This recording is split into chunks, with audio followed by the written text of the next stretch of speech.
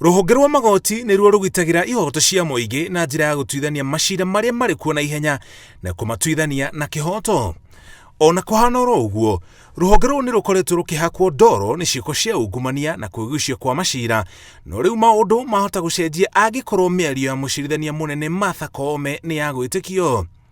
Whilst also recognizing that we, the judiciary, do not serve ourselves, but are established to serve others.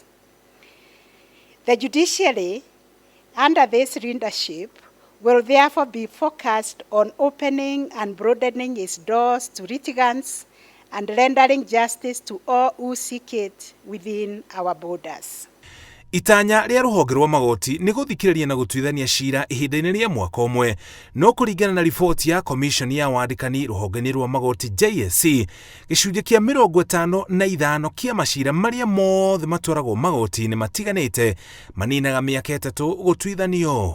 Mũhatĩkano wa macira ũkĩrehwo nĩ ũnyihu wa acirithania na kwaga magoti maiganu rĩrĩa rũhonge rwa magoti rwaga kũgaĩrwo mbeca njiganu. This vision is predicated on 5 guiding principles, and these are accessibility and efficiency, transparency and accountability, inclusiveness and shared leadership, independence of our operational mandates, cooperative dialogue, and social justice.